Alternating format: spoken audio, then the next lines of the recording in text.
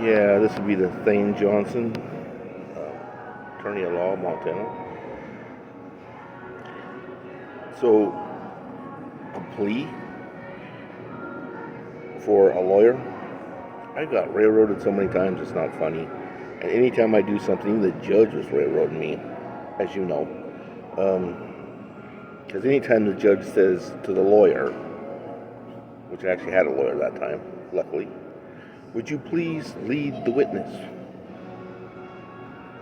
Which he led me right to where I was, or going to my mother's house, sleeping out front in the back of my truck with no money and no key, no phone, and when I did call, she would not answer, so I kicked the door in, and they took me to jail for kicking the door in and fined me very hard. I was in jail for a long time. Anyways, after 30 or 40 days, I finally got out. I paid the $140 bail, and the judge still won't let me out. That's just what has happened.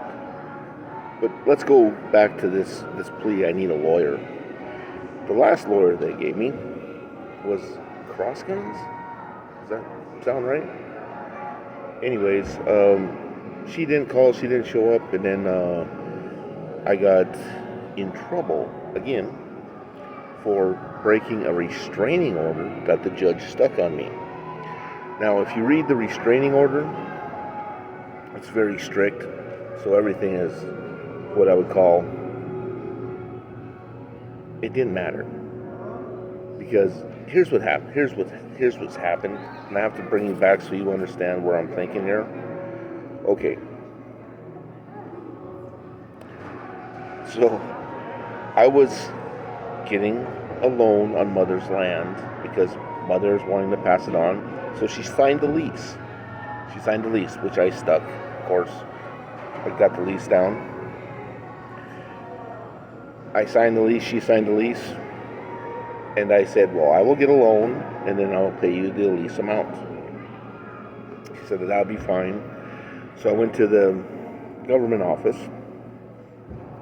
and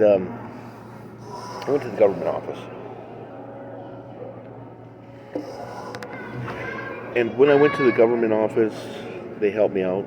I started to get my stuff together so I would have the loan done. And the loan was for way over $1 million. And not way, but over $1 million. Considered two's tops and one's one, so over. And so I got that. And the banker was kind of fighting with me. Not to do this, not to do that. So finally, we got sent to court. Now, it is April and May. It's the 1st of May. So the 1st of May, I'm getting upset. I'm saying, you guys have to do something because I can't get the crop in the ground. You understand? The crop needs to go in the ground or this year's going to fall out. And when you turn really old, you can go through 90. 90 harvests is about the maximum today. But let's say I miss one, and I'm only going to get 20 out of it. So I'm missing 1/20th of what I could have. And so it's May, and I'm mad. So I tell them, well, give me some number, you know. So I call Washington, D.C. and tell the lady, listen, I'm not making it. Anyway, so I leave, and we go to court. And I go to court with the banker. And the lady gets on and says, I'll tell you what. If you don't go to court, I will give you a judgment today, but you can't go back on the judgment. I'll give you a judgment today, and you can start. So I could have started farming. And I looked at her and I said, no. I didn't look at her. She was on the phone. I said, no, I'm not going to do that because you're going to say you don't get the loan. Right? So I would have had nothing. So I said, no, I have to go to court so I can prove that, you know, I can get the money to lease. And at the time, I didn't have the money to get anything ground, and I needed, you know, my way of planning since I was in Europe yields a lot more than it does here. So my way of harvesting, because I was in Europe for years and I harvested and I was a farmer in Europe, I'm coming out with 170 bushels an acre, especially. Anyway, so we're going forward, and the judge says, okay, I'll give you the judgment. And we went to court. It was over the phone. It was about 45 minutes. If you grab the case, I did it myself, but you'll have to listen to the court case with the lady in Oklahoma, where the judge was. And we did that, and she said, okay. It was the 1st of June, approximately. She says, I'll tell you what it is. And the judge took the maximum amount of time. So the judge took 30 full days to make a decision on the case. So now we're into July. And she calls me back and she says, nope, you're not eligible. While I owed the IRS money. But I didn't owe the IRS money. It looks like I owed them, but actually it was a lie. The IRS double charged me, and I didn't pay it because I thought it was a fake deal, because I didn't owe the IRS any money. I didn't owe them any money.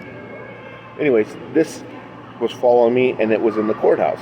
So I owed the courthouse $10,000, and she said, you got bad credit, we will not give you the loan from the AFCS office, or what I'm talking about, government office. Can't even think about it right now. So there we go. She said no, so I left. I left for like 2 years. Or it felt like 2 years.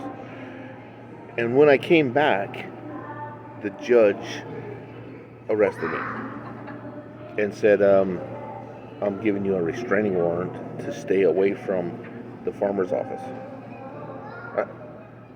Why? Right there. Judge, bad. He's keeping me out so I cannot get another loan. I can't try again. And they took the state officers in, and he made me into an asshole, and I couldn't get anything done. So 3 years later, I got a restraining order for 2 years. After 2 years, it was 10 days before the end of the restraining order, and it was right in the middle of May or something. But I needed the paperwork, and I couldn't find any of my paperwork. It's gone. I lost my house. I lost everything. So the paperwork I couldn't get, but I could still have the farm. So I still could get a lease for 1 more year. So I called the lady at the office and said, can I get a copy of the paperwork for the farm loan that I applied for 2 years ago? So she called the cops, and they stuck me in prison. They stuck me in jail for that call. Now, yeah, whether she's a problem or not. So they stuck me in jail. So I was breaking the law, which I didn't break the law in the first place. I don't even know why there was a restraining order. The judge didn't know either. He just did it because someone said something. So I never went to court. I never got a ticket. The restraining order was bullshit. Whoever did that was strictly against me. And it doesn't make any sense besides blocking the farm. Or blocking, because Mom has, 400 plus acres right there on top. Yeah, a little better position than your dad. If you know. Even though we did have that one field your dad plowed way down there by that lost piece, which somebody just bought. 340.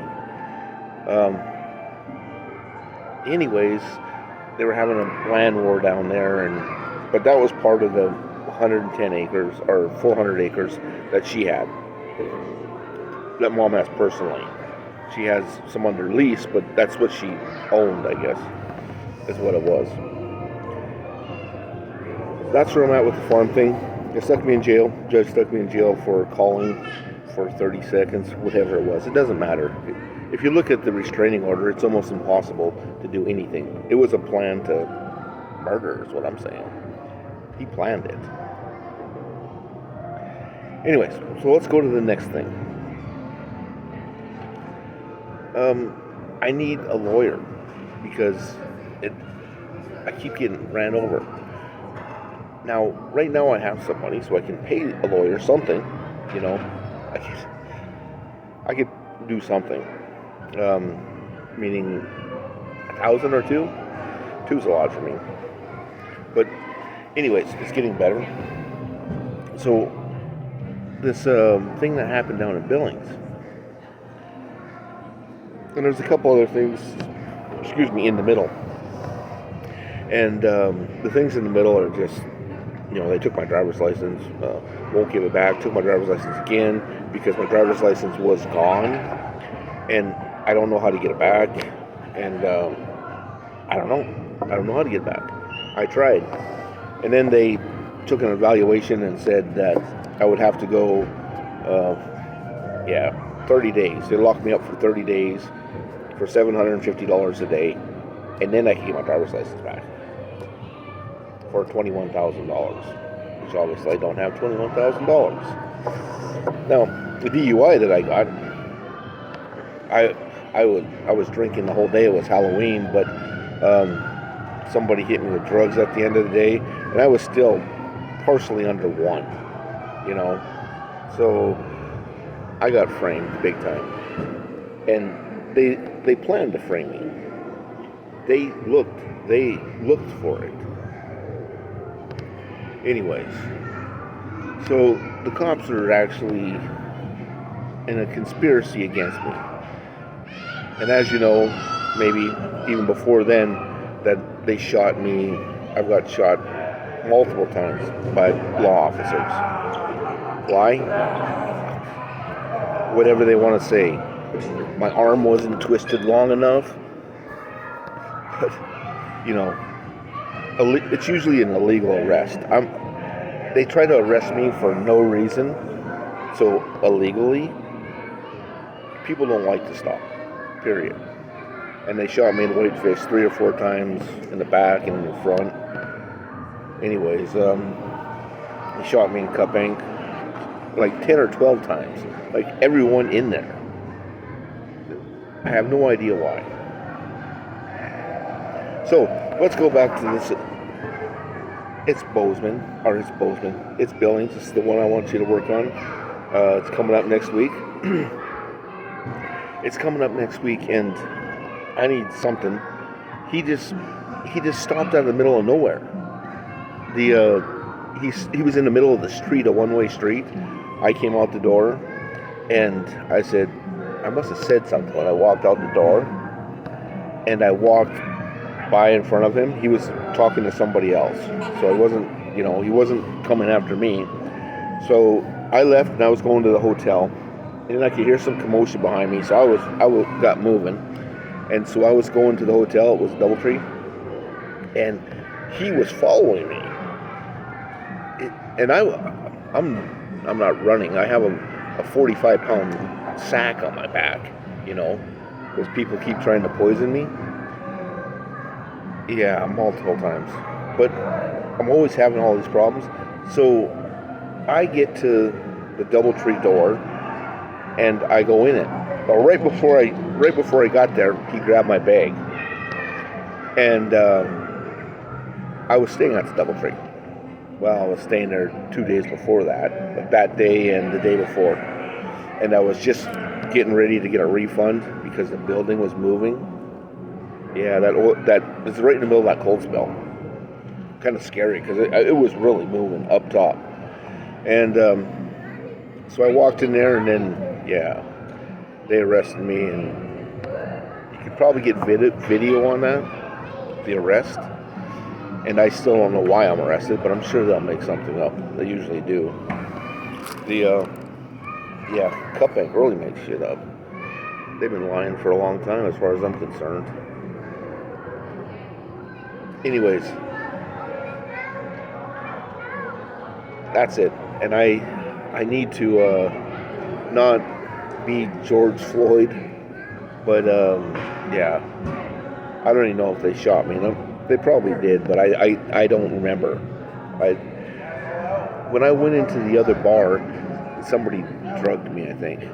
Plus, I was getting shot in the face with little tiny things at the bar, I think, because I had all these marks after the bar, and it was right there on that karaoke corner. So that's where I'm at. 2000, and then also I had that oil and gas thing I did in Conrad, and I was up in the office. I abstracted his whole lease, all of his land that he had leased, and it was for Black Butte. It's for Black Butte Oil and Gas. This is like 5 years ago.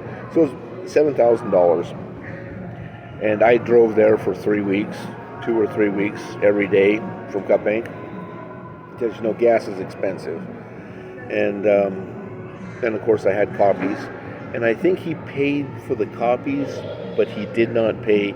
He paid for the copies at the courthouse, but he did not pay me anything because he said he didn't like it, and that's because the only thing he had was the abstract, Then he had one piece of paper of my notes that I scratched together, and then he fired me, but I just had everything done. Van Hoos was his name. And he owes me $7,000. And as far as I'm concerned, as far as you know, to get that, not just the abstract, but to get the minerals read out and done, and I am a petroleum landman by occupation and registered. So I could, and what I do is I take it, then I read through it, I map every freaking piece, I check every freaking comma, and those are expensive. I wasn't done with it, but that's what I was doing. I was getting it ready for court. So when you get it in court, you flip the page, you can see all your written documents that are in the courthouse, and then you can see the answers outside to compare, and then yes, it's royalty, yes, it's correct, blah, blah, blah. So I had that, and he owes me $7,000 because I was charging him like $20 an hour instead of 60, which I'm probably worth 100. Anyways, I still have all that paperwork, but it's in a trailer that was confiscated because of I didn't pay something, or I was late, or I didn't do something. I can't remember, in Kalispell. Anyways, that's where I am.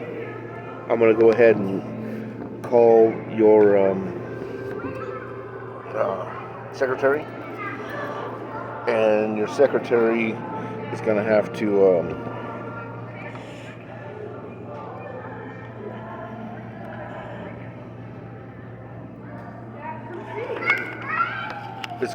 understand we got money. So that's the whole key, is the numbers on the money. That's the answer to the code, too. And once you watch it, you understand that if you watch it to the end, you'll get to the code. Anyways, I will tell her, and you can try to call me, I guess. My phone doesn't work half the time because somebody keeps getting on it, and somebody keeps crashing the server, and somebody keeps rebooting it. So at the end of the day, I'm almost like rebooting everything I did the whole day. So somebody is scamming. But there's too many things happening, and I don't know what to do. And it's my hope. And next week, which is April, third week in April. I don't have